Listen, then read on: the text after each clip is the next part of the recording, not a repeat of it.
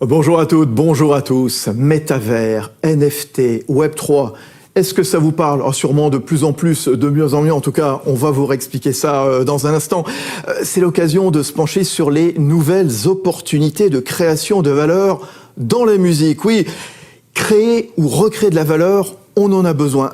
D'une part, parce que ce n'est pas toujours évident avec l'émergence du streaming, du podcast, pas toujours facile à monétiser. Et puis, d'autre part, bien sûr, la crise qui se referme doucement, tout juste après 2 ans, a évidemment fragilisé la profession, bien sûr. Alors, on voit, il y a des nouvelles technologies qui apparaissent.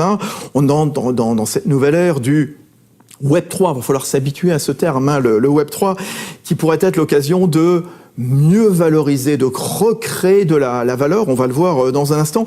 Et c'est évidemment une période charnière qui s'ouvre. Et au moment où on parle, où on reparle de la souveraineté, vous avez eu probablement l'intitulé de certains ministères, eh bien vous verrez que c'est justement là un enjeu de souveraineté fondamentale. Restez évidemment avec nous.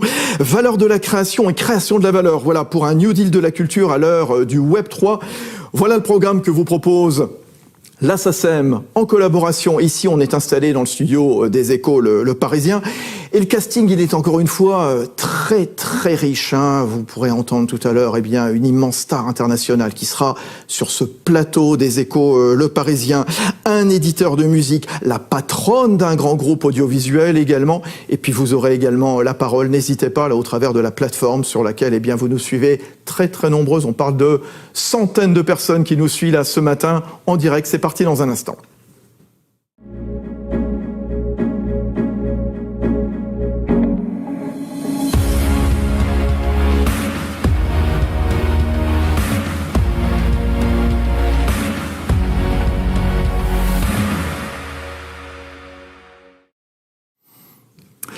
Et auparavant, je me trouve en compagnie de Cécile Rapp-Weber. Bonjour Cécile. Bonjour. Directrice générale de la SACEM. Avec nous également Patrick Sigwald. Bonjour. Bonjour. Patrick, qui est président du conseil d'administration de la SACEM, compositeur notamment pour le cinéma, pour la télévision. Un mot sur le contexte, Cécile, je le disais, donc des créateurs fragilisés à cause de la crise et puis l'arrivée de nouvelles technologies également. Oui, en fait, on est dans une situation qui est un peu contrastée. Après 2 ans de pandémie qui ont forcé les artistes à rester chez eux et qui n'ont pas pu notamment exercer leur métier, leur passion.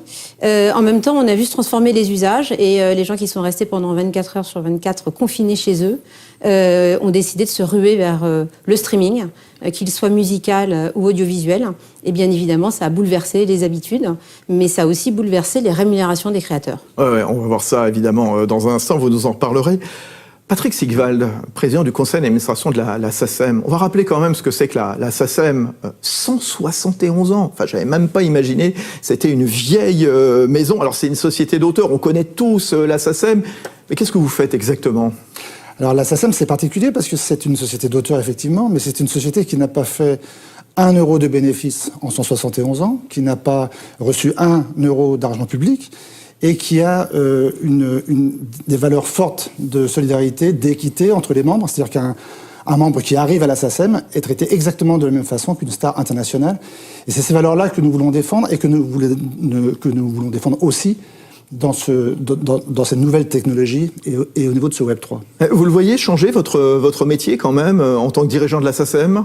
Je l'ai vu bien changer, puisque moi, je suis donc compositeur, comme vous le disiez, pour le cinéma et la télévision. Et la valeur de la création, je l'ai vue, puisqu'il y a 15 ans, quand je faisais un film, on m'octroyait à peu près 15% de la valeur du budget du film pour faire ma musique. Et aujourd'hui, c'est autour de 0,5%. Ah oui. Voilà, donc en fait, c'est 30 fois moins. Oui. C'est ça, la valeur de la création aujourd'hui. C'est ça le sujet. Ouais. La valeur, c'est au cœur de votre stratégie à l'un et à l'autre. On commence avec vous, Cécile Rapp-Weber. Le métier de la SACEM, c'est avant tout d'aller collecter les droits d'auteur attachés à toutes les exploitations des œuvres de nos membres. Donc ça veut dire aller chercher la valeur sur chaque exploitation auprès de chaque nouvel acteur qui intervient. Et aujourd'hui, bien évidemment, ce sont les GAFA, les nouvelles plateformes de streaming, la SVOD. Quand Patrick parle du fait qu'il n'a plus automatiquement les mêmes budgets en amont au moment de la création, c'est à nous d'aller chercher ensuite, en rémunération proportionnelle, tous les droits, toute la valeur qui est attachée à l'exploitation de ces œuvres. On a l'impression que rien n'est simple, là, de plus en plus. Alors rien n'est simple, pour la simple et bonne raison, premièrement, qu'on est face à des plateformes mondiales géantes qui sont bien évidemment beaucoup plus puissantes que nous, d'où l'intérêt d'avoir un collectif fort. Plus on est rassemblés et plus on peut peser finalement face à la négociation. Je parlais d'un enjeu de souveraineté, on le verra tout à l'heure avec cette immense star que je vais vous représenter dans un instant. Allez-y, Cécile. Mais ce qui est important quand on parle justement de souveraineté, c'est que nous avons une force unique. À l'instar du luxe ou de la gastronomie française, nous avons le droit d'auteur. Et la SACEM, à l'instar de Chanel ou de Pierre Gagnère, aujourd'hui, c'est le leader mondial de la gestion collective et de la défense des droits d'auteur. Je disais, au cœur de votre stratégie également, vous êtes très impliqué aussi, Patrick Sigwald, dans ce combat justement pour ramener de la valeur. Bien entendu. En fait, ce qui est paradoxal, c'est que nous avons une économie des industries créatives et culturelles qui est florissante, puisque c'est 4,4%, je crois, du produit intérieur brut européen pour les industries culturelles. Donc, c'est 700 000 emplois qui ont été créés en 7 ans. Donc, c'est quelque chose d'absolument formidable. On est devant l'industrie de l'automobile et l'industrie pharmaceutique. Et pour autant, la valeur continue de décroître. C'est ce paradoxe qu'il va nous falloir, à l'ère du Web 3, réengager. Alors, le Web 3, on va en reparler évidemment, mais est-ce que vous avez l'impression qu'on est dans une période charnière? C'est une nouvelle phase qui s'ouvre? Pour moi, si on rate ce train-là, ouais, alors c'est dramatique. Ce qu'il faut savoir, c'est est-ce qu'on fera plutôt pour l'avenir confiance à des sociétés qui sont aujourd'hui, qui font des milliards d'euros de bénéfices sur l'exploitation des œuvres, ou est-ce qu'on fera confiance à des sociétés comme des organismes de gestion collective ou des sociétés d'auteurs qui, elles, sont non-profit? Ouais. Le métavers pourrait financer cette nouvelle industrie musicale, Cécile? Ce qui est important, c'est que pour une fois, nous soyons proactifs et non pas en réaction. Ouais. C'est-à-dire qu'en fait, nous devons construire avec les acteurs du métaverse, comme les acteurs des NFT aujourd'hui, finalement un cercle vertueux pour les créateurs, mais aussi pour l'industrie. L'idée, c'est pas de dire les droits d'auteur doivent être plus forts que les autres, mais il faut enfin qu'il y ait un équilibre qui se fasse. Ça n'était pas le cas jusqu'à présent. L'innovation au service de ses membres, au service de tous les collaborateurs de la filière. Exactement, parce que l'innovation, elle doit aider à processer de plus en plus de data. Il faut quand même savoir qu'aujourd'hui, la SACEM, c'est devenu une data company. 170 000 milliards de streams ont été traités l'année dernière. Attendez, on va répéter le chiffre. 170 000 milliards de streams, alors qu'il y a encore 3 ans, c'était 17 000 milliards. Les revenus ont cru de 50% en 2 ans, mais malheureusement, aujourd'hui, un certain nombre de créateurs ne peuvent pas vivre du streaming. Et il faut quand même savoir que sur certaines plateformes qui sont financées par la publicité, quand vous faites 1 million de streams, vous touchez moins de 100 €. On voit le gap, justement, qu'il va falloir combler. On y reviendra, d'ailleurs, vous reviendrez tout à l'heure dans cette émission spéciale Valeurs de la création de valeur. Enjeu de souveraineté, Patrick Sigwald, la France, elle peut être leader sur ce combat? Alors, elle sera leader si nous arrivons à faire ce que nous souhaitons faire, c'est-à-dire un vrai New Deal de la culture à l'heure de ce Web 3. Ce Web 3, c'est un web, pour le comprendre rapidement, c'est un web qui est décentralisé. Et donc, chaque internaute a une partie de la gouvernance, une partie de la solution de la rémunération. Et donc, cette architecture-là, qui est assez proche d'ailleurs, très curieusement, de l'architecture des organismes de gestion collective, bizarrement, ce New Deal-là, il va falloir que les gouvernements nous aident mais ça, je pense que votre invité en parlera tout à l'heure, nous aident à construire des plateformes pour pouvoir avoir une autonomie sur ces sujets au niveau européen et français, car le vrai sujet, c'est de rebattre complètement les cartes pour à nouveau donner une valeur totalement nouvelle aux œuvres.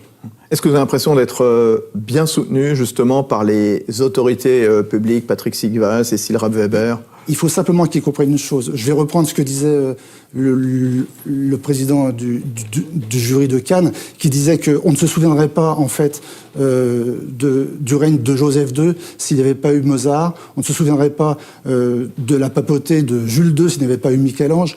En fait, les politiques passeront, la culture restera.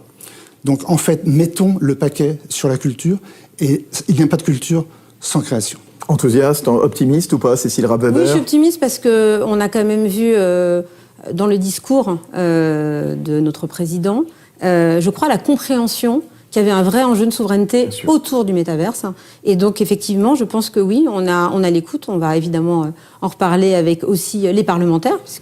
Et puis, je pense qu'au niveau européen et d'une façon générale, les industries culturelles ensemble. Voilà. On parle de la France, mais évidemment, il faut penser européen, bien entendu. Hein. Et là, vous avez des relations, des discussions avec vos homologues européens? Tout à fait, on commence à en avoir. Et puis, c'est vrai que on a quand même la chance d'être dans un pays qui est extrêmement protecteur des droits d'auteur, mais aussi en Europe, par rapport au reste du monde, il y a une protection attachée aux œuvres qui est bien plus forte que ce qu'on connaît par rapport au copyright américain, ou évidemment, si je devais parler d'une loi du droit d'auteur en Chine. 171 ans d'existence pour la SACEM, ça reste une belle machine. C'est souvent considéré un peu comme le maître étalon. Hein. Soyons fiers de la SACEM. Patrick Sigval. Soyons fiers, c'est quelque chose. C'est un modèle qui nous est aujourd'hui envié dans le monde entier. Ouais. Tout le monde nous rejoint parce que nous marchons sur deux pieds. Nous avons ces valeurs sociales fortes de solidarité et nous sommes une data company, effectivement. Cécile? Oui, on a réussi à attirer les répertoires mondiaux d'Universal Music, les répertoires mondiaux de Warner et une multitude d'autres. On a signé très récemment avec les Coréens pour représenter le groupe BTS, qui est quand même le leader mondial du stream l'année dernière, voilà. Exactement. Donc oui, on est devenu leader mondial dans le digital.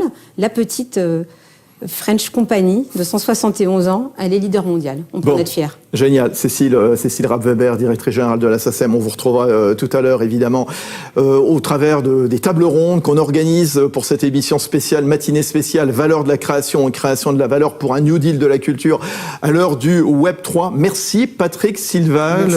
Patrick Sigval, président du conseil d'administration de la SACEM. On continue de prendre vos questions. Allez-y, je vous donnais la parole régulièrement.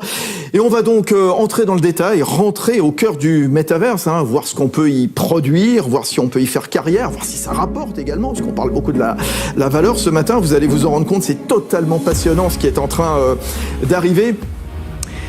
Notre première table ronde, donc, valeur de la création, création de la valeur pour un New Deal de la culture à l'heure du Web 3. Voilà, vous nous suivez sur le hashtag création de la valeur. Et je vais vous présenter nos 3 premiers invités. Et je le disais, donc, une star internationale. Voici monsieur Jean-Michel Jarre. Bonjour Jean-Michel. Bonjour. Jean-Michel Jarre. Doit-on présenter Jean-Michel Jarre? Combien d'années d'activité professionnelle? Un certain nombre. Moi, je me souviens, dans les années 76-77, Oxygène, c'est ça? Oui, c'est ça, voilà. C'était le premier titre fondateur de Jean-Michel Jarre. Oui, enfin, c'était le premier que vous avez rencontré. Bien sûr. J'en ai fait un certain nombre d'autres avant qui n'ont pas dépassé le bout de ma rue en termes de notoriété. Après, un peu de temps. Là, c'est juste un petit titre mondial. Avec nous, Kevin Primiserio, bonjour. Bonjour. À la tête de Pianity. Pianity, c'est une plateforme de NFT musicaux. Il va falloir nous expliquer aussi ce que sont les NFT, ce que ça vient faire dans cet univers de la musique. Bertrand Lévy, bonjour. Vice-président de Sandbox, c'est l'un des métaverses les plus en vogue. C'est un terme qu'on va beaucoup utiliser. Alors, c'est vrai que, difficile parfois de comprendre les différences de définition entre NFT, crypto-monnaie, blockchain, métaverse. Bon, on va procéder par ordre, évidemment, à faire un tout petit peu de pédagogie. Jean-Michel Jarre, racontez-nous ce monde virtuel. On peut aller à des concerts, on peut acheter des billets, on peut interagir avec d'autres. C'est quoi ce métaverse, alors, si vous deviez l'expliquer en quelques mots? Alors, le métavers, tout simplement, vient du grec méta, qui veut dire au-delà, et vers, qui est la contraction d'univers. C'est-à-dire que le métavers, c'est un univers qui est au-delà du monde physique, et qui est un prolongement du monde physique. Qu'est-ce que ça veut dire? C'est que en fait, on peut aujourd'hui, puisqu'on parle de création de valeur, ajouter de la valeur pour un créateur, pour un entrepreneur, dans un monde qui, par définition, n'existe pas. C'est un peu comme alors aujourd'hui, c'est un peu le Far West, parce que c'est un petit peu justement l'exploration de terres nouvelles, de territoires inconnus, mais c'est aussi un moment de disruption qui est extraordinaire, et tous les moments de disruption ont toujours été extrêmement positifs pour les créateurs, mais de toute façon pour aussi l'évolution de la société. Et le métavers, évidemment, va totalement changer notre rapport aux autres, mais notre rapport à nous-mêmes. C'est le fait d'avoir un double numérique dans lequel on va pouvoir arriver à s'exprimer d'une manière totalement nouvelle. Mais alors, concrètement, qu'on comprenne bien, que peut faire un artiste dans le métaverse? Que peut faire, par exemple, Jean-Michel Jarre dans le métaverse par rapport à ce qu'il faisait avant, ces immenses concerts en public, je pense notamment au bicentenaire de la Révolution française, là, entre la Défense et puis les Champs-Élysées, l'Arc de Triomphe, voilà, on s'en souvient, des centaines de milliers de personnes. Qu'est-ce qu'on peut faire concrètement ? Alors, ce qu'on peut faire, c'est déjà donner la possibilité à des gens qui commencent, qui démarrent, de pouvoir réaliser leurs rêves de manière beaucoup plus démocratique sur le plan économique, sur le plan financier, c'est-à-dire finalement d'arriver à exprimer ses rêves avec des moyens qui sont à la limite illimités, qu'on ne pourrait pas trouver dans le monde physique. Je vous donne un exemple. De créer une scénographie dans un métavers va être beaucoup plus facile et surtout va nous permettre de faire des choses qu'on ne peut pas réaliser dans le monde physique. Quoi par exemple ? Bien le fait, par exemple, déjà que ça commence dans un métavers, il y a pas de gravité. Ça a l'air bête, ça, ce que je vous dis. Mais en fait, ça veut dire que ça change complètement la manière dont on va pouvoir concevoir un décor, par exemple, ou une scénographie. D'accord. Le fait aussi que l'immersion, c'est le champ visuel, mais c'est aussi le champ auditif. C'est-à-dire que jusqu'à maintenant, on écoute la musique en stéréo, c'est-à-dire là, on va pouvoir aussi arriver à s'immerger dans le son. Ça veut dire qu'on va au fond donner naissance. Le métavers va donner naissance à une nouvelle race de créateurs, de techniciens. C'est la clé d'emploi quand vous parlez de création de valeur, puisque c'est un des sujets de cette rencontre. Effectivement, il y a un très grand potentiel en termes de création de valeur sur le fait qu'on va pouvoir, encore une fois, générer une nouvelle, même pour la culture, une nouvelle manière de s'exprimer, une nouvelle manière de composer, de faire des films, de créer des expositions. Plus de liberté. Ça se consomme quoi? Avec un casque systématiquement, un casque Oculus par exemple, ou un autre, peu importe. Aujourd'hui, ça se consomme avec un casque. Demain, avec des lunettes qui seront pas plus intégrées, bien sûr. Des lunettes intégrées. Et puis surtout, quand on parle de métavers, le métavers ne s'explore pas seulement en 3D. Dès aujourd'hui, on peut aussi le visiter avec votre smartphone, avec votre tablette. Et un des gros avantages, c'est qu'en termes de production, finalement, des jeunes artistes, créateurs de contenu, quel qu'il soit, vont pouvoir faire ce qu'on fait dans la musique déjà depuis un certain nombre d'années, c'est-à-dire de créer pratiquement depuis leur chambre à coucher. C'est-à-dire qu'avec des outils qui sont à la portée de tout le monde. Et un des vous, par exemple, quand vous travaillez Jean-Michel Jarre, vous avez un studio qui est pas très très loin de chez vous, studio physique. Là, finalement, quelque part, comme vous le dites, de ma chambre, de mon salon, je pourrais composer moi-même. Pas seulement composer, mais aussi réaliser, faire le concert, réaliser l'exposition, créer des musées virtuels. Ça a des prolongements qui sont même aujourd'hui difficiles à définir, mais c'est vraiment un moment qui est aussi important que l'avènement de l'imprimerie pour Gutenberg. Carrément. Ou l'avènement d'Internet ou l'électricité. C'est aussi important que ça. Et on va voir tout ça, évidemment, et créateur de valeur. Bertrand Lévy, vice-président de Sandbox. Alors vous êtes un ex d'Universal Music. C'est un milieu dans lequel vous avez baigné pendant très très longtemps. Oui. Bien entendu, vous connaissez la musique. The Sandbox, très en avance sur ce sujet. Alors, si on doit parler de Sandbox, c'est quoi? C'est 3 millions d'utilisateurs à peu près. C'est une plateforme qui est... Bon, c'est quoi? C'est à la fois un centre commercial, à la fois un studio de musique, à la fois une salle de concert, à la fois un parc à thème musical. C'est tout ça un petit peu en même temps? Oui, c'est un peu ça. C'est un monde virtuel en 3D. Ouais. C'est un petit peu comme l'a décrit Jean-Michel Jarre, même exactement ce qu'a décrit Jean-Michel Jarre. C'est là que c'est effectivement un monde et surtout une grosse opportunité de création, de créativité. Donc notre idée, on a un monde, nous, virtuel en 3D qui est composé schématiquement de 166 000 terrains, 160 000 landes. Et l'idée, c'est de pouvoir donner en fait le pouvoir à l'utilisateur.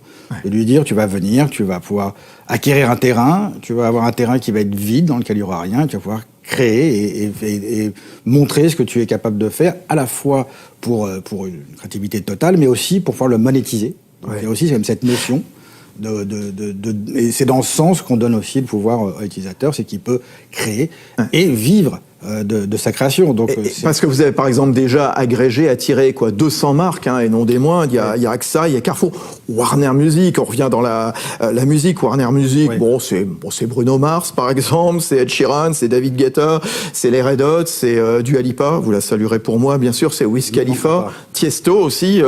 Voilà, vous avez inauguré quelque part le premier univers consacré donc au métaverse.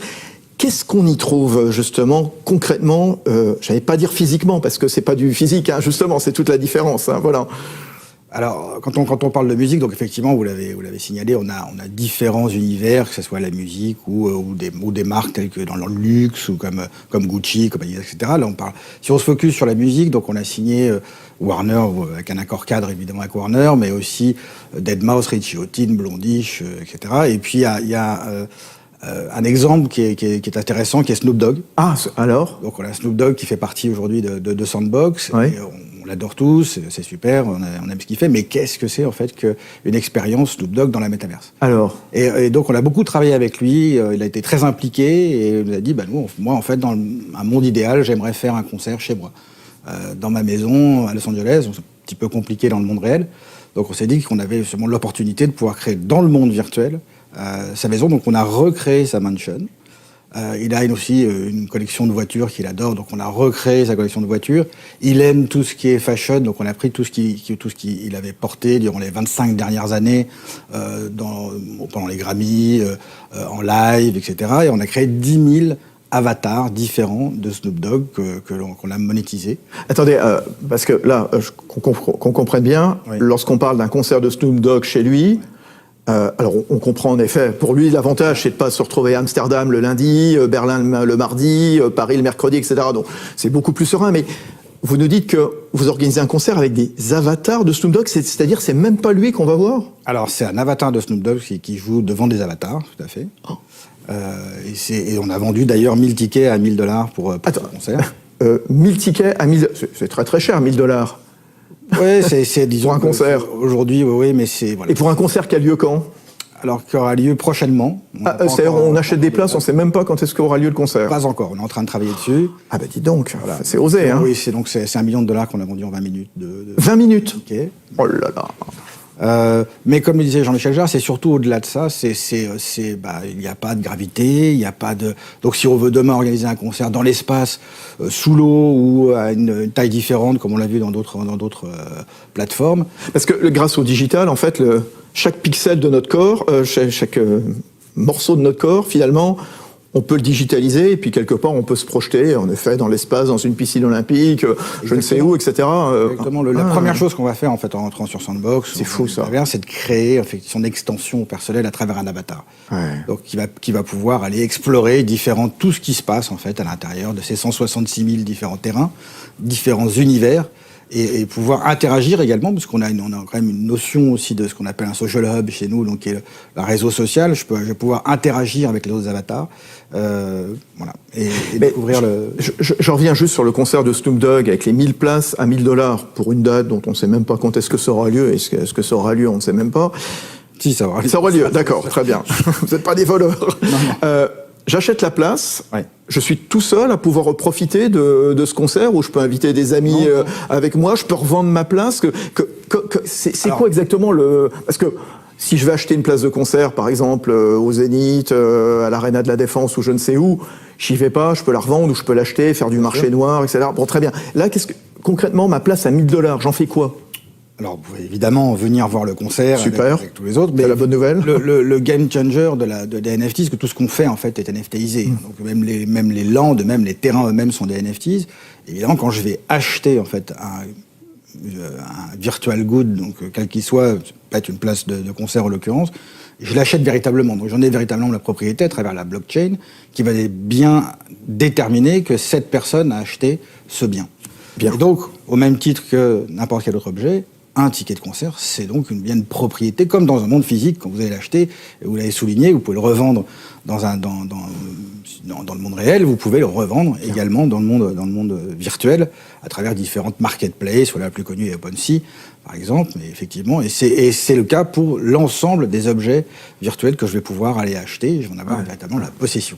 Et c'est vraiment ce qui change aujourd'hui, et le game changer de la blockchain, des NFT, c'est ça, c'est véritablement la possession des... Si je peux rebondir, je vous en prie, Jean-Michel. Sur ce que tu viens de dire, très brièvement, ce qu'il faut bien comprendre, c'est que quand moi j'ai joué donc à plusieurs reprises dans des univers virtuels, et un exemple qui est très parlant, c'est le concert que j'ai pu faire pour le passage au Nouvel An en 2021 dans Notre-Dame virtuelle. Bien sûr. Pourquoi c'est un exemple intéressant? C'est qu'en fait, Notre-Dame aujourd'hui on peut pas y rentrer. Bien sûr. Donc on a pu recréer Notre-Dame et investir Notre-Dame au moment du passage du Nouvel An. Et en fait, j'étais moi physiquement dans un studio qui était au studio Gabriel, qu'on connaît bien parce que c'est les émissions qui sont faites par Ruquier ou Drucker, Michel Drucker depuis longtemps. Et donc, j'étais physiquement avec mes instruments, avec des capteurs sur moi. Et en fait, mon double numérique, mon avatar, était dans Notre-Dame virtuelle, en face d'un public d'avatar. Mais qu'est-ce que ça veut dire? Le public d'avatar, c'est vous ou moi. C'est-à-dire que ce sont finalement des doubles d'êtres humains. Donc en fait, on n'est pas du tout dans un monde artificiel. On est dans un monde qui est justement un monde qui est projeté. Et donc c'est ça l'énorme différence. Et moi, je dois dire que pour l'avoir vécu, au bout de 5 minutes, j'avais exactement les mêmes sensations que si j'étais sur une scène physique avec des gens. C'est exactement la question que j'allais vous poser. Voilà. Est-ce que quand il me parle, Bertrand, de Snoop Dogg, 1000 billets à $1000, voire sur son écran un avatar de Snoop Dogg, je me dis, bah voilà, moi j'aime bien voir les artistes sur scène, et je ne suis pas artiste comme vous, Jean-Michel Jarre, mais quand on a pratiqué comme vous devant des millions de personnes parfois physiquement, il doit y avoir, je sais pas, on doit avoir les poils qui se dressent. On a eu 75 millions de personnes qui ont suivi ce concert. Oui. Ce qui est aujourd'hui un record absolu. Oui. Au-delà du plaisir qu'on a eu et du succès qu'on a pu avoir, ça veut dire qu'on peut aussi, qu'il y a une dimension sociale dans le métavers. Ça, c'est vraiment important pour nous tous. C'est le fait que des gens qui sont isolés géographiquement, socialement pour des raisons de handicap, peuvent être réunis, être connectés au même endroit et assister à un moment de grâce, espérons, ça dépend de l'artiste, tous ensemble. Et ça, c'est une manière aussi de démocratiser la culture. C'est-à-dire le fait de pouvoir, pour des gens qui ne peuvent pas se déplacer, de pouvoir toucher, de pouvoir visiter un musée, de voir demain une pièce de théâtre, un opéra, Snoop Dogg ou autre, de manière généralisée. Et c'est finalement ce que cherchent les artistes, c'est de pouvoir communiquer avec le plus grand nombre, ou en tout cas le plus grand nombre de différents types de publics. Kevin Primiserio, donc Pianity, c'est une plateforme de NFT musicaux. Alors juste, on va faire les NFT pour les nuls, en 2 mots. Le NFT, votre définition en 8 secondes. Le NFT, c'est un certificat de propriété. Et en fait, c'est les éléments qui constituent donc, le métavers dont on parlait tout à l'heure. Donc, comme on disait, tous les éléments du métavers sont des NFT. Donc, nous, on participe à créer ces NFT. Et en fait, pour la première fois, dans la musique et dans le numérique, les NFT permettent de posséder des objets virtuels. Quand on voit autour de nous, aujourd'hui, on possède... Et c'est garanti, quoi. Et c'est garanti exactement par la blockchain, par ce certificat. Quand on est chez nous, on possède notre table, notre chaise. Les 2 chaises sont différentes, on peut en vendre une et pas l'autre. Il y en a une qui peut avoir une marque et pas l'autre, etc. Les NFT, c'est pareil, ça permet vraiment de collectionner des objets virtuels. En l'occurrence, sur Pianity, on permet de collectionner de la musique. Oui. Et donc, c'est la première fois qu'on permet de collectionner de la musique et donc de redonner de la rareté à la musique. Parce que le seul moyen qu'on avait de donner de la rareté aujourd'hui, c'était par exemple les vinyles qui étaient pressés en édition limitée. Oui. Mais sinon, la musique, c'est un fichier numérique qui est réplicable à l'infini. Et donc, il y avait un peu cette injustice entre un créateur de musique et, par exemple, un peintre, pour qui le peintre, quand il peint, sa peinture est unique, alors qu'un musicien, quand il compose, il peut répliquer à l'infini ce fichier. Et donc, il n'y a pas de rareté.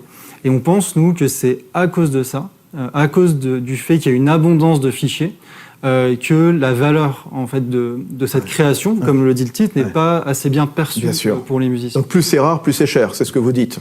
C'est ce que j'essaie de dire en tout cas sur cette valeur perçue. Et au final, en tant qu'individu, on est les objets qu'on collectionne. Enfin, je veux dire, si on va chez quelqu'un, sa bibliothèque, elle représente un peu qui il est. Les vinyles qu'il collectionne aussi, mais aussi la décoration de sa maison. Et les NFT permettent de faire exactement ça dans le métavers, donc de construire son identité à partir de la musique ou d'autres biens dans le monde virtuel. Et est-ce que ça permet aussi, quelque part aussi, de mettre le pied à l'étrier à des nouveaux artistes qu'on ne connaît pas encore, quelque part? Est-ce que, par exemple, d'acheter justement des certificats, des NFT sur une nouvelle star, enfin une future star, hein, bien sûr, ça rentre aussi dans cet esprit-là? Un des gros problèmes qu'ont les artistes émergents aujourd'hui, la rémunération, ça clairement, mais surtout, c'est assez difficile pour eux d'entrer en contact avec leurs premiers fans. Ouais. Et c'est super important pour eux de rentrer en contact avec eux, parce qu'ils veulent recevoir du feedback, s'améliorer, construire avec eux. Et par exemple, quand on va streamer sur une plateforme de streaming, la plateforme agit comme un voile au travers duquel rien ne passe. On ne sait pas qui écoute notre musique sur une plateforme de streaming. Ce qui est quand même paradoxal. Si je fais une newsletter demain, je sais qui est inscrit à ma newsletter, mais je ne sais pas qui écoute ma musique sur Spotify. Sur Pianity, les artistes savent exactement qui consomme leur musique. Et dans un futur proche, vont pouvoir les contacter directement et entrer en conversation avec eux dans un groupe de discussion privé ou public, et donc pouvoir co-créer avec leur audience. Je disais, Bertrand, vous avez été chez Universal Music, bien sûr. Vous avez été amené à découvrir, évidemment, des talents qui sont devenus des futurs talents, quelque part. C'est souvent un parcours du combattant pour ces petits jeunes qui arrivent, qui sont pleins de bonne volonté, pleins de rêves, et puis parfois les portes se ferment. C'est génial ce qu'il nous raconte, Kevin. C'est extraordinaire, oui, bien sûr. C'est ce qui est très intéressant aujourd'hui. C'est tout ce qu'on est en train de vivre, qui est une révolution et qui permet l'émergence de futurs Jean-Michel Jarre, par exemple. Donc, effectivement, c'est... Il y en a qu'un, Jean-Michel Jarre. Hein. Oui. Donc, donc c'est très très intéressant et on vit quelque chose de fantastique. Quels artistes, par exemple, vous avez déjà repérés grâce à Pianity, dont on pourrait se dire, tiens, voilà, on en a parlé ce matin, là, dans cette émission spéciale de la SACEM. C'est qui, par exemple? Alors nous, on a commencé il y a 1 an, principalement dans la musique électronique, parce que mon cofondateur Simon est producteur de musique électronique. Donc on a permis à beaucoup d'artistes en musique électronique d'émerger chez nous. Mais j'en ai un en particulier qui fait de la musique électronique, qui s'appelle Sarkis Ritchie, qui est un pianiste, et qui a pendant 8 ans composé un morceau de piano qui fait à peu près 16 minutes, qui raconte une vraie histoire autour de la Méditerranée. Et il a attaché à cette musique un visuel qui est de l'art génératif, qui représente un peu un bateau qui navigue sur la Méditerranée. Et c'était une aventure assez extraordinaire pour lui, parce que au début, il en a vendu un. En fait, il en avait mis en vente 100. Il a commencé à en vendre 1, puis 2. En fait, c'était ses amis d'abord qui commencent à l'acheter. Et puis, petit à petit, en quelques mois, il a écoulé les 100. Et pour lui, c'était extraordinaire, parce qu'il a gagné probablement plus de 2 ans de revenus classiques, tout confondu, y compris en concert, etc., grâce à ce NFT. Donc pour lui, c'était extraordinaire. Formidable. Il en a parlé à tout le monde autour de lui, donc il a aussi ramené énormément d'artistes sur la plateforme grâce à ça. Et puis il a été découvert par pas mal de collectionneurs, dans le monde entier d'ailleurs. C'est génial, parce que voilà, transition toute trouvée, on est en train de réfléchir sur ces nouvelles opportunités de création de la valeur. On l'a vu dans le métaverse, tout s'achète, tout se vend, alors plus ou moins cher. Tiens, le concert, là, les 1000 places à $1000 de Snoop Dogg. Est-ce qu'un jour... On va y revenir. On va y revenir. Juste, je veux une parenthèse. Est-ce qu'un jour, on pourrait imaginer que vous vendiez une seule place à $1 million pour un concert de Snoop Dogg ou d'un autre, peu importe, Bertrand? Tout est possible. Tout est possible. Je pense que c'est la logique n'est pas là. Parce qu'il faut juste pour revenir sur cette notion, c'est pas juste qu'un ticket, c'est quand même un NFT 3D. Il y a un univers, il y a une création. J'entends bien. Il y a aussi une notion de club. Je simplifiais, bien sûr. Voilà. Oui, alors techniquement, bien sûr qu'on peut tout faire. Maintenant, effectivement, il faut qu'il y ait une certaine logique.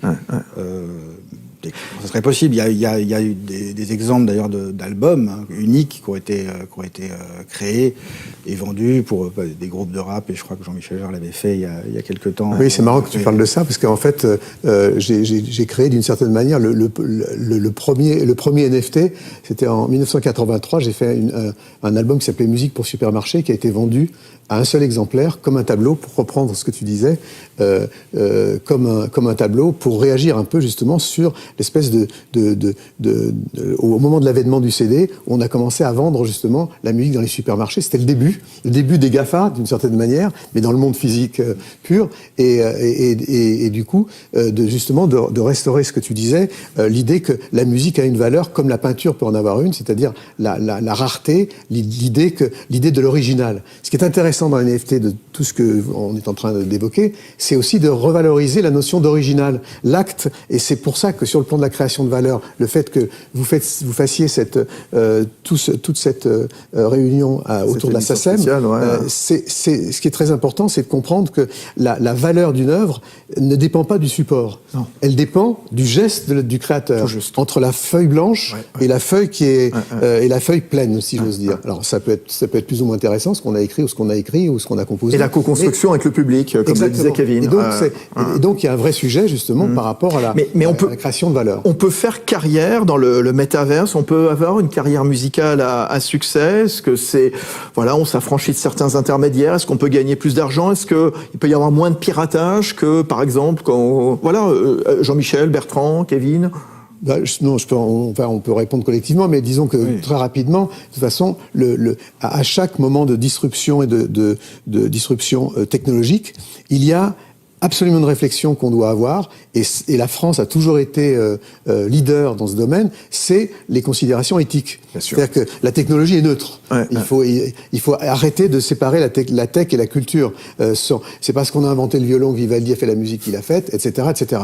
Donc aujourd'hui, la tech est neutre, et c'est à nous de nous en emparer, mais de nous en emparer de la bonne manière. Voilà, on en reparlera à propos de cet objet de souveraineté dont nous parlait très très bien tout à l'heure Patrick Sigwald, président du conseil d'administration de la SACEM.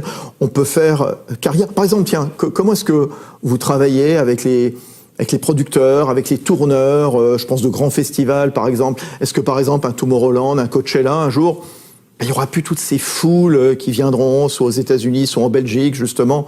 Bien sûr, oui, on travaille avec l'ensemble de ces acteurs pas forcément pour annuler les concerts qui existent, mais plutôt les extensions de ce qui existe.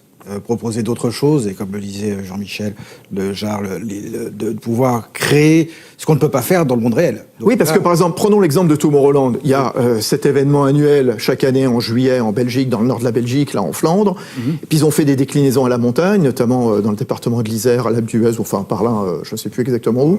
Voilà.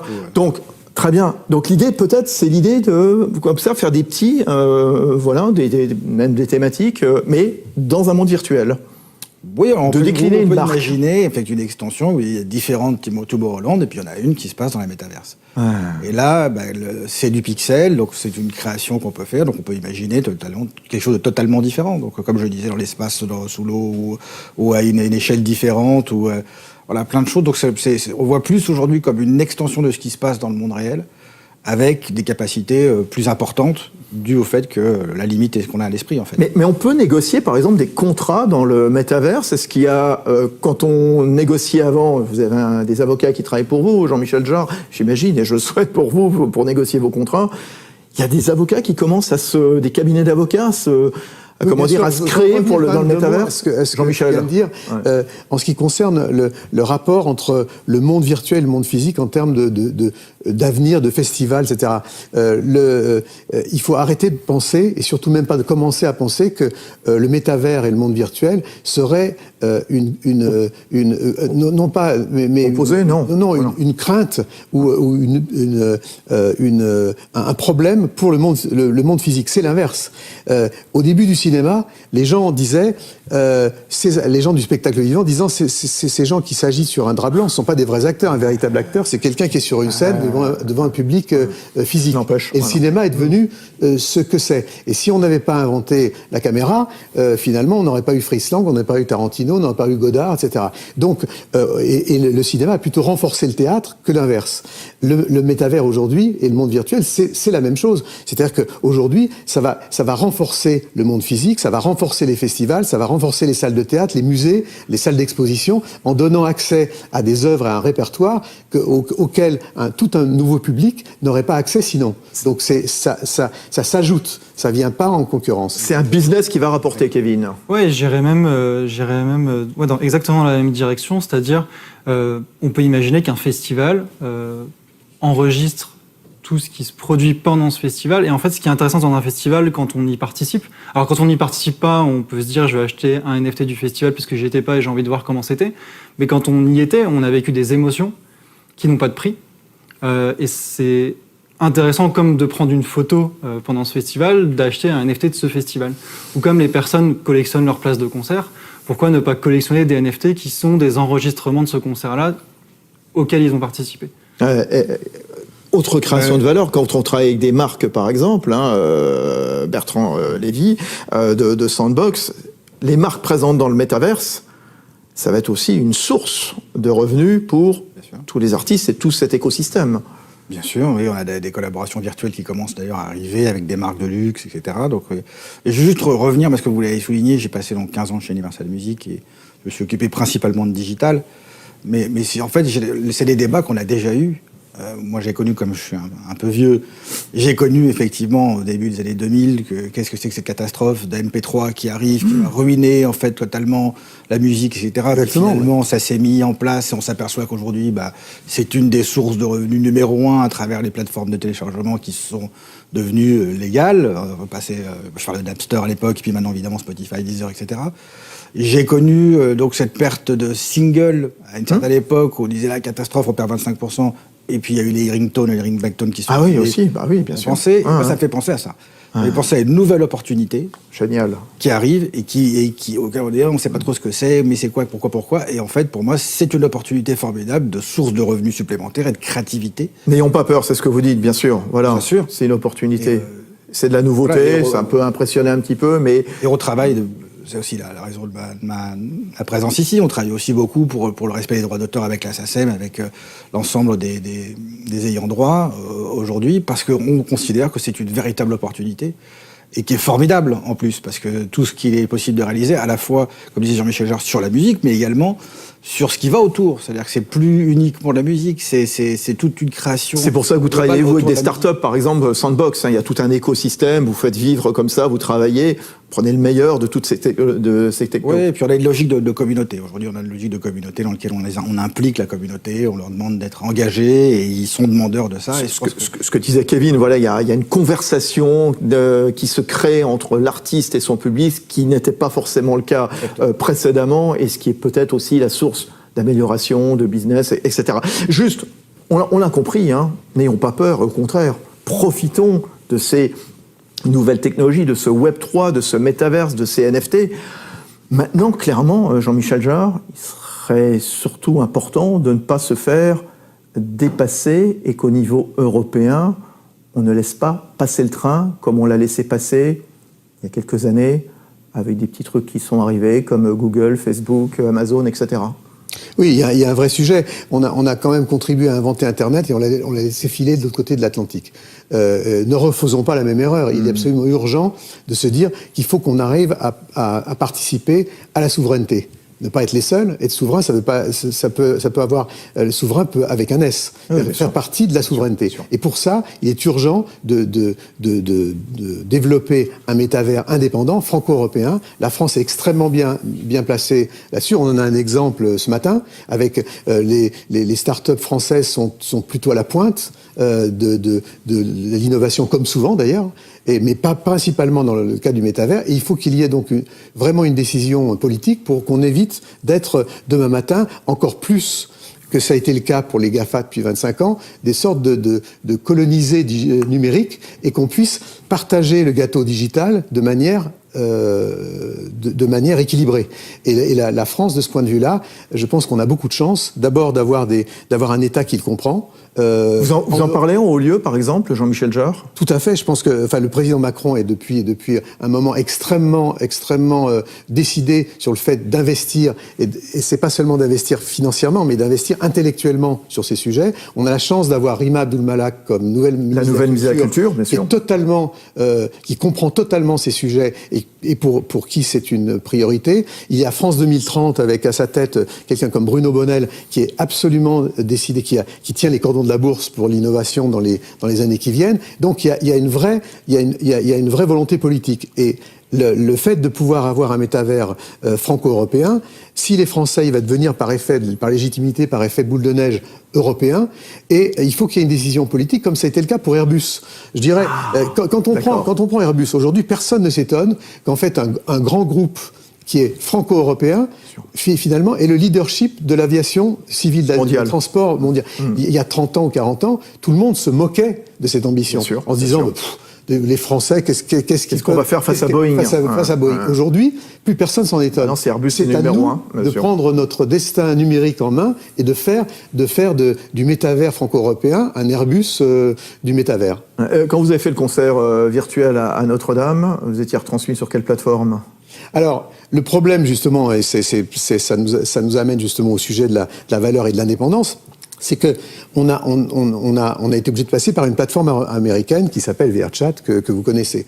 Cette plateforme, il a fallu la payer. Demain, donc ça veut dire que ces plateformes américaines ou asiatiques, ou chinoises en particulier, peuvent fixer n'importe quel tarif, ou même sélectionner, distribuer pour des raisons de censure idéologique ou des raisons de censure de production nationale, etc.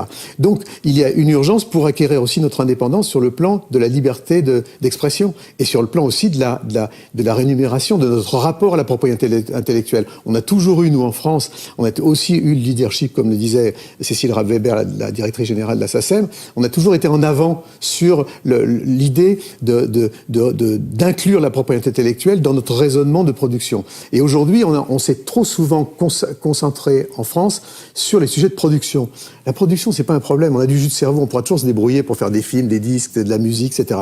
Mais ce qui compte, c'est la distribution. Si on n'a pas la maîtrise des tuyaux à un certain moment, on gardera nos productions, mais qui ne seront jamais rémunérées, qui ne seront même pas exploitées. Il ne faut pas louper le train, comme le dit Jean-Michel Jarre, Bertrand Lévy, Kevin Primiserio. Bertrand, bien sûr. Non, on en a les moyens. Oui, je pense qu'aujourd'hui, il y a une volonté quand même globale de pousser. Je veux dire, nous, on n'a pas de frein. Aujourd'hui, on ne rencontre aucun frein. On rencontre plutôt des bonnes volontés de toutes parts. Donc, oui. Kevin, Pianity. Ce qui est intéressant avec le Web3 et ce qu'on est en train de vivre, c'est que dès le premier jour, on est global. Enfin, nous, on ne s'est pas posé la question, est-ce qu'on prend que des artistes français, est-ce qu'on distribue qu'en France, etc. Dès le premier jour, on a eu des artistes à l'international, et notre objectif, c'est vraiment à la fois d'avoir des artistes internationaux, mais aussi du coup des fans internationaux. Et donc aujourd'hui, notre concurrence, on la voit pas en France ni en Europe, on la voit aux États-Unis. On a nos principaux concurrents qui sont là-bas. Et notre objectif, c'est effectivement de devenir leader le plus rapidement possible. Et notamment en Europe, on l'est déjà, mais surtout aux États-Unis. Donc aujourd'hui, notre objectif, c'est vraiment de s'implanter là-bas et donc d'avoir les moyens d'aller là-bas et de s'implanter là-bas avant eux-mêmes. Quelques questions, quelques réflexions que je prends comme ça au fil de l'eau. Vous êtes très nombreux à prendre la parole de façon virtuelle, bien sûr. Mélanie qui nous dit « Je comprends les vertus créatives du métaverse ». Elle vous a écouté, Jean-Michel Jarre. Pour autant, qui seront les producteurs de spectacles ? Car si le Web3 demeure un univers très industriel, je doute que les musiciens moins connus puissent réaliser leurs rêves. C'est le contraire, non ? C'est exactement l'inverse.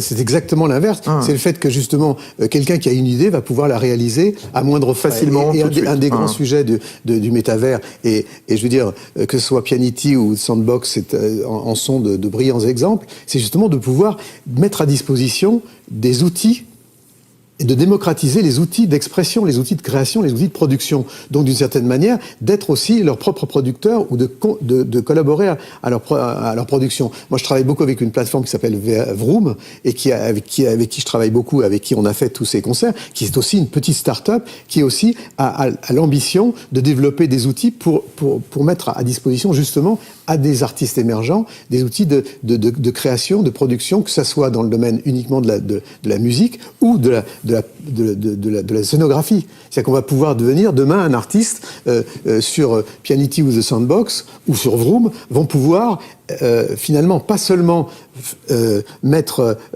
à disposition et vendre et vivre de leur musique, mais en même temps aussi de leur scénographie, c'est-à-dire de leurs rêves, c'est-à-dire de pouvoir aller au bout de leurs rêves. Et donc justement, pour répondre à cette question, c'est un avantage énorme d'être dans le métavers pour ces raisons-là. Et je voudrais juste ajouter une chose qui est très importante, parce que on critique beaucoup le monde du métavers sur le plan de l'environnement et de l'écologie. On sait qu'on pourra survivre au XXIe siècle seulement si on arrive à vivre en bonne intelligence entre l'écologie et la technologie. Or, aujourd'hui, il faut se dire que faire un concert dans le métavers, finalement, est moins énergivore que, finalement, de faire un concert à Coachella ou à Tomorrowland. Avec tout le respect, l'affection des poids lourds qui arrivent, si on compare les deux, on sera étonné.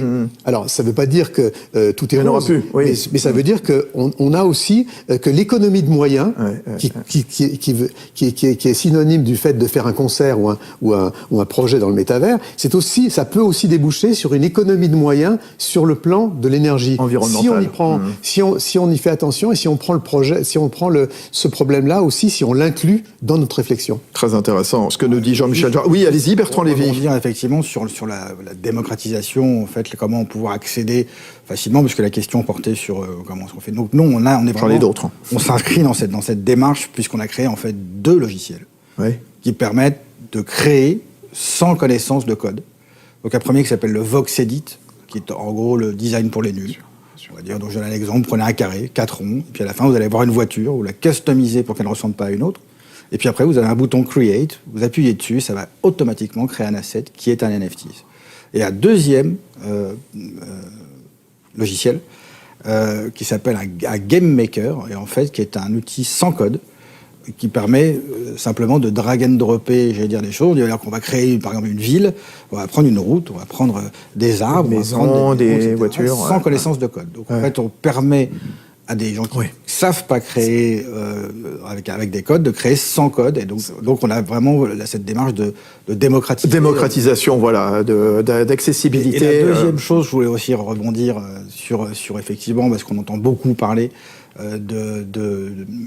le burn de carbone, effectivement, etc. Et donc nous, on repose sur Ethereum et on switch maintenant en fait sur Polygon Matic, qui réduit de 99% les émissions de gaz. Donc il y a beaucoup d'initiatives qui sont autour évidemment de cette partie écologique. Oui, parce qu'on dit toujours le digital, ça pollue, parce qu'en effet, les serveurs, etc. Non, justement, tout ça, c'est intégré déjà dans votre démarche. Voilà. C'est super. Juste une petite question, peut-être plutôt à Kevin. Quelle est votre vision, c'est Fabien qui nous demande ça, de l'expérience liée au NFT? Est-ce que vous comptez développer des interfaces avec des lecteurs audio pour profiter un maximum de son exemplaire unique? Qu'est-ce que vous lui dites? Exactement, donc ça c'est déjà disponible. Donc sur Pianity, on peut acheter des NFT, mais on peut aussi les écouter avec une expérience d'écoute qui est la même que sur une plateforme de streaming, et même supérieure puisqu'on ne stream nous que de la haute qualité audio, donc pas du MP3. Et nous, on a une vision du NFT qui est de contenir bien sûr la musique, un visuel, mais aussi qui est d'être une boîte programmable en fait dans laquelle l'artiste peut mettre ce qu'il souhaite. Donc ça peut être un accès à un groupe de discussion privé, comme on le disait tout à l'heure, pour pouvoir co-créer avec ses fans, mais ça peut être une place de concert, ça peut être, on a un artiste qui a envoyé une guitare avec son NFT, on peut imaginer ajouter ce qu'on veut à son NFT, et donc ajouter des expériences réelles ou virtuelles à cet outil programmable. Question toute simple, réponse toute simple. Le phénomène NFT, le métavers, c'est le nouvel Eldorado pour la musique, la création audio. Petit tour de table. Et puis on enchaînera juste après. On parlera du streaming avec d'autres invités. Jean-Michel Jarre. Oui, l'Eldorado, si, encore une fois, comme je le disais à l'instant, on arrive à une forme de maîtrise et de contrôle des tuyaux. Sinon, on deviendra comme... Dépendant. On deviendra les Aztèques de Cortés. C'est-à-dire en étant achetés par de la verroterie ou des alcools bon marché 2.0, si j'ose dire. Et donc, c'est extrêmement important de pouvoir, justement, par rapport au NFT, par rapport à tous nos projets de pouvoir arriver à avoir une forme de maîtrise sur le plan de la distribution. On a raté ça, nous les Européens, par rapport à Internet et par rapport au GAFA. Ne refaisons pas la même erreur. Kevin, l'Eldorado ou pas? Je pense que oui, c'est un Eldorado. Par contre, ce n'est pas une formule magique. C'est-à-dire que le créateur doit faire l'effort de comprendre de quoi il s'agit et comment créer-tu. Il doit s'approprier en fait ce nouveau moyen de créer et pas s'imaginer que parce que c'est un NFT, forcément ça va être beaucoup d'argent et forcément voilà je vais devenir millionnaire. Hein. Ça ce n'est pas vrai. Une fois que le créateur a compris ça, il va pouvoir l'expliquer à ses fans et construire quelque chose qui est logique pour ses fans également. Et là, je pense qu'il est sur un nouvel endroit qui est intéressant et en plus, en étant un des premiers à être dessus, pour moi, oui, c'est l'Eldorado. Bertrand, Lévy. Oui, Eldorado, oui, on peut pas dire ça, mais moi je trouve le plus intéressant, c'est quand même la création, la créativité, pouvoir donner dans ce sens-là, dans l'Eldorado. C'est toute cette liberté de créativité que. C'est la partie la plus intéressante. Évidemment, il y a une monétisation. Ah bah il faut quand même accessoirement derrière, bien sûr. On voit des nouveaux métiers qui apparaissent. Donc on a au sein même de notre écosystème, on a des nouveaux métiers qui apparaissent, des gens qui en vivent, de différents métiers, pas que la création, un peu partout. Mais je pense dans ce sens-là, oui. Je pense que c'est un Eldorado, clairement. Je dirais simplement... Un tout dernier mot, Jean-Michel. L'Eldorado n'existe pas. C'est un pays qui n'existe pas. Oui, totalement. L'avantage du métavers et du virtuel, ce dont on parle, c'est de pouvoir rentrer dans l'Eldorado. Ouais. Tout juste. C'était passionnant en tout cas. Merci à tous les trois. C'est pas fini, on va se retrouver dans un instant. Je remercie chaleureusement Jean-Michel Jarre. Prochain concert, virtuel ou physique, c'est quoi ? Les deux hybrides. Les deux hybrides. Voilà. C'est à la rentrée. Voilà, vous allez sur le site de Jean-Michel. Tout sera expliqué. Kevin Primiserio, Pianity, qui est une plateforme de NFT musicaux. Moi, j'ai tout compris. C'était passionnant. Ça donne envie. Bertrand Lévy, vice-président de Sandbox, l'un des grands acteurs d'ores et déjà du métavers. Oui, la question de la création de valeur. On va continuer à en parler dans un instant autour du streaming. Oui, comment ça se rémunère le streaming. Rendez-vous dans à peine 2 minutes. Vous restez avec nous et puis je continuerai de prendre évidemment vos questions très nombreuses, bien entendu. À tout de suite.